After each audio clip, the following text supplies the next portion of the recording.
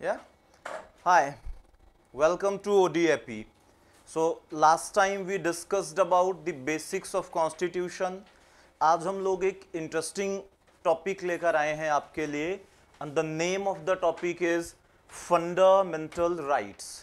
हिंदी में बोलते हैं फंडामेंटल राइट्स को मौलिक अधिकार. कुछ बेसिक्स समझेंगे, बाद में इससे रिलेटेड कुछ प्रोविजंस पे भी हम लोग जाएंगे. So be with me and let's understand. तो कुछ बातें इससे पहले कि हम पढ़ें, कुछ बेसिक चीज़ें मैं आपको बताऊं कि हम आज के लेक्चर में क्या पढ़ने वाले हैं. सबसे पहले हम डिस्कस करने वाले हैं व्हाट का मतलब कि फंडामेंटल राइट्स या जिन्हें हम हिंदी में मौलिक अधिकार बोलते हैं, ये क्या होते हैं. तो पहला सवाल जिसको हम आंसर करने वाले हैं कि मौलिक अधिकार क्या हैं. दूसरा, व्हाई, हमें मौलिक अधिकार क्यों चाहिए, इनकी आवश्यकता क्या है. फिर एचआर मीन्स ह्यूमन राइट्स, मानवाधिकार. तो मौलिक अधिकार और मानवाधिकार में क्या अंतर है. और फाइनली फिर हम डिस्कस करेंगे कुछ provisions related to fundamental rights in our own constitution. मतलब हमारे अपने संविधान में मौलिक अधिकारों से संबंधित कौन कौन से प्रोविजंस हैं. तो ये हमारे पास कुछ क्वेश्चंस हैं जिनको हम आंसर करने वाले हैं. एक एक करके आराम से समझते हैं, बहुत स्पीड में जाने की हमें आवश्यकता नहीं है. So let's start from basics. हाँ, मैं लिखता चलूंगा और आप समझते चलेंगे. तो अगर हम बात करें फंडामेंटल राइट्स की, किसकी बात करें, फंडामेंटल राइट्स, हिंदी में मौलिक अधिकार बोलते हैं. तो आप अगर ध्यान से देखो तो इसमें दो शब्द हैं. एक है फंडामेंटल जिसकी हिंदी होती है मौलिक, और दूसरा है राइट्स जिसकी हिंदी होती है अधिकार. तो मौलिक अधिकार क्या है ये समझने के लिए आपको बस केवल दो शब्दों को समझना है कि फंडामेंटल क्या होता है और राइट्स क्या होते हैं. तो पहले हम राइट्स को समझते हैं कि जो शब्द जिसको हम हिंदी में बोलते हैं अधिकार, कि ये हमारा अधिकार है, तो वास्तव में अधिकार से आपका क्या तात्पर्य है, कि अधिकार क्या होता है. तो एक एक करके चलते हैं. पहले अधिकार को समझते हैं कि अधिकार क्या है, राइट्स क्या होते हैं हमारे. तो थोड़ा सा मैं इसे, जी थैंक यू. अब देखिए राइट्स क्या हैं. अगर सामान्य भाषा में मैं बोलूं, सामान्य इन द सेंस कि मैं पॉलिटिकल साइंस के डीप आइडियोलॉजी में नहीं जा रहा हूं, पॉलिटिकल थियरी में नहीं जा रहा कि राइट्स को लेकर अलग अलग स्कॉलर्स के अलग अलग क्या परिभाषाएं हैं या मत हैं. एक सामान्य भाषा में अगर हम समझें तो राइट्स को आप कह सकते हो क्लेम्स. क्या कह सकते हैं, क्लेम्स, दावा. जो भी आप सरकार से या राष्ट्र से या अथॉरिटी से या फिर अपने घर परिवार कहीं भी, हम सामान्य रूप में समझ रहे हैं, दावा करते हैं कि इस पर आपका अधिकार है, इस पर आपका हक है, ये आपको मिलना चाहिए, ये आपका है, उन्हें ही हम क्या बोलते हैं, राइट्स. जैसे आप बोलो कि अगर ये माकर मेरा है तो ये मेरा राइट है कि मैं लूं. बाल गंगाधर तिलक साहब ने बोला था कि स्वराज हमारा जन्मसिद्ध अधिकार है. तो वहां पर उनका क्या तात्पर्य था कि ये हमारा राइट है, ये हमारा दावा है, क्लेम है कि हमें स्वराज मिलना चाहिए. तो एकदम सिंपल में समझिए, राइट का मतलब क्या हुआ सामान्य भाषा में देखा जाए तो, या अधिकार जिसे हिंदी में कहते हैं क्लेम्स. क्लेम्स का मतलब दावा. अब दूसरे सवाल पर आते हैं कि यहां पर मौलिक शब्द का क्या मतलब है. तो मौलिक शब्द का मतलब समझिए. अभी हमने पढ़ा राइट्स, कि हमारे क्या होते हैं, अपने राइट्स होते हैं. ये राइट्स अनेक प्रकार के हो सकते हैं. हो सकता है आप ये बोलो कि मुझे खाना मिलना चाहिए, फूड, इसका राइट हमारे पास होना चाहिए. किसी को लगता है कि घर होना चाहिए, इसका राइट हमारे पास होना चाहिए. किसी को ये लगता है कि हमारे पास कपड़ा होना चाहिए, इसका राइट होना चाहिए. किसी को लगता है कि नहीं, हमारे पास फ्रेश वाटर होना चाहिए, ताज़ा पानी, जल, इसका राइट होना चाहिए. किसी को लगता है कि पूजा करने का भी अधिकार होना चाहिए हमारे पास, वर्शिप, या फिर किसी को यह भी लग सकता है कि पूजा नहीं करने का भी अधिकार होना चाहिए, नॉट वर्शिप। हो सकता है कुछ लोग एक्सट्रीम पर चले जाएं। एक्सट्रीम का मेरा सेंस है कि वो ये बोलें कि मेरे पास जीने का भी अधिकार होना चाहिए और मरने का भी अधिकार होना चाहिए, हम जब चाहें जैसे चाहें जी सकें या मर सकें। We are talking about extremes.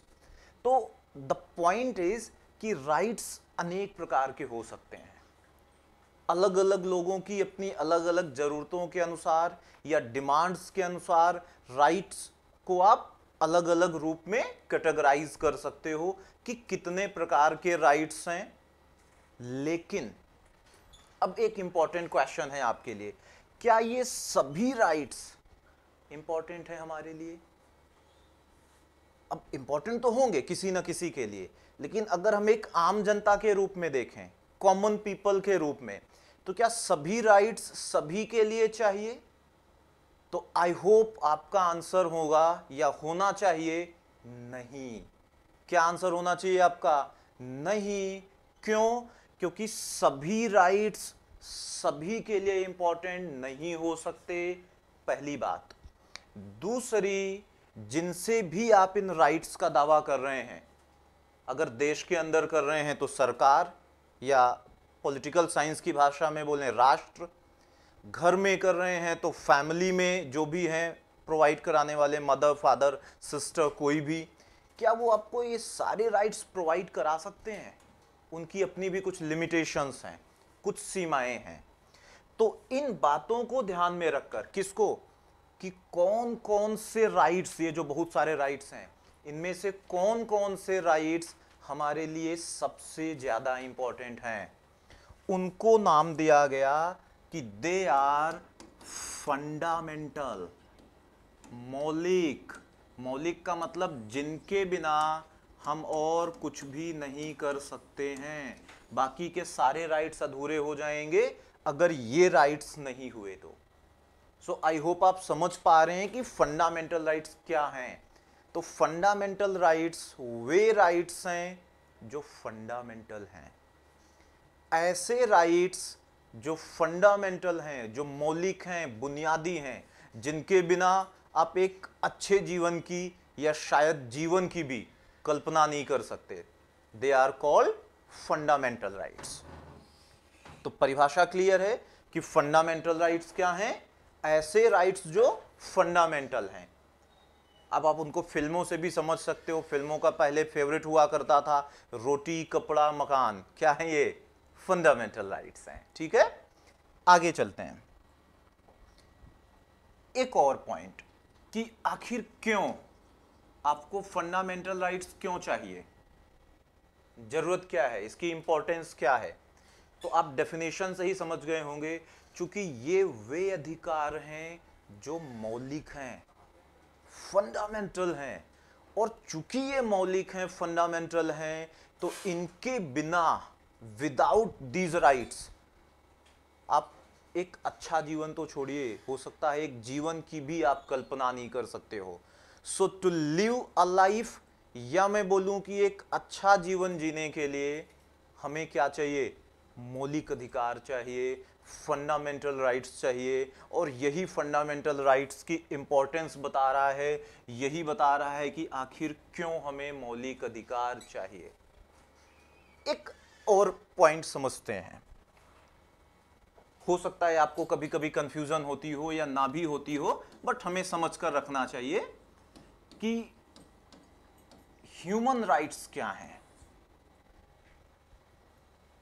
मानव अधिकार, ह्यूमन, मानव राइट्स, अधिकार, ह्यूमन राइट्स क्या हैं और इनका मौलिक अधिकारों से क्या संबंध है? क्या दोनों एक हैं, दोनों अलग हैं, या कुछ पार्ट एक है कुछ अलग है?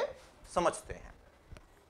तो सेम डेफिनेशन पे चलते हैं जो हमने पहले भी किया अभी पीछे, कि ह्यूमन राइट्स कैसे राइट्स होंगे? जो किससे जुड़े हों? ह्यूमन से। एकदम सिंपल डेफिनेशन पे आप चलो, वे सभी अधिकार जिनका संबंध किससे है? ह्यूमन से। वे कैसे राइट्स हैं? Human rights. ह्यूमन राइट्स कब शुरू हुए, क्या इसकी ओरिजिन है, क्या इसकी हिस्ट्री है, वो सारी चीजें हम फिर कभी समझ लेंगे। अभी हम एकदम सिंपल में समझते हैं कि ह्यूमन राइट्स क्या हैं। तो ह्यूमन राइट्स एक्चुअल में एक अम्ब्रेला टर्म है। अम्ब्रेला टर्म समझिए, अम्ब्रेला टर्म कहता है कि एक व्यापक, कॉम्प्रिहेंसिव, बड़ा सा शब्द है। जैसे इंटरनेट चलाना, अब इंसानों को क्या क्या चाहिए, ह्यूमंस को इंटरनेट, हो सकता है आपको आज के दौर में यह भी लगता हो कि फ्री वाईफाई, कोई बुजुर्ग है तो उसको लगता हो कि पार्क होना चाहिए, कुछ स्विमिंग वाले हैं शौकीन तो उनको लगता है स्विमिंग पूल भी होना चाहिए, मॉल्स भी होनी चाहिए, मल्टीप्लेक्सेस होने चाहिए, या फिर किसी को लगता है नहीं अच्छे होटल रेस्टोरेंट भी होने चाहिए, कोचिंग इंस्टीट्यूशंस होने चाहिए, बहुत सारी डिमांड्स हो सकती हैं लोगों की अलग अलग। तो ह्यूमंस को अपना जीवन जीने के लिए जो भी वो क्लेम करते हैं कि ये हमें चाहिए, वो क्या होता है, ह्यूमन राइट्स।